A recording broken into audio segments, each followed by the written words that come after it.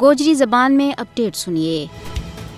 دنیا کو ہر مذہب اقلیتوں کے نال خیر خواہی، رواداری اور حسن سلوک کو درس دے اور اس چیز کی بھی تلقین کرائے کہ کسی انسان کے خلاف نفرت، تعصب، تشدد اور اس کا دینی معاملات میں مداخلت نہ کی جائے۔ یہی تعلیم ہندو دھرم کی بھی ہے، لیکن بھارت میں موجودہ حکومت ایک ایسا انتہا پسند ٹولہ کا آتما ہے جنہوں نے مسلمانوں کو جینوں حرام کر رکھے ہوا ہے۔ بالخصوص مسلمانوں کے نال تے نفرت اپنا عروج پر ہے۔ مودی کی قیادت میں ہندوستان ایک فاشسٹ ملک بن چکے ہوا ہے۔ RSS کو ہندوتوا نظریہ نہ صرف کشمیر بلکہ پورا ہندوستان میں مسلمانوں واسطے مچ بڑو خطرہ ہے۔ مودی کا ہندوستان میں ہندوتوا کا کارکنوں کی طرف مسلمانوں نہ مسلسل نشانوں بڑھائے جا رہے ہے۔ مودی کا دور میں ہندوستان میں مسلم مخالف جذبات میں پارو باد ہوئے ہے۔ اس تو صاف ظاہر ہوا ہے کہ RSS کی پاڑی ہوئی BJP حکومت ہندوستان میں ہندو بالادستی نہ فروغ دے رہی ہے۔ کسی ایک شعبہ میں نہیں بلکہ ہندوستان کے اندر زندگی کا تمام شعبہ میں مسلمانوں کے نال امتیازی سلوک کی جا رہا ہے۔ مودی حکومت کو پلان ہے کہ کشمیر اور بھارت پچھو مسلمانوں کو صفائی کی جائے،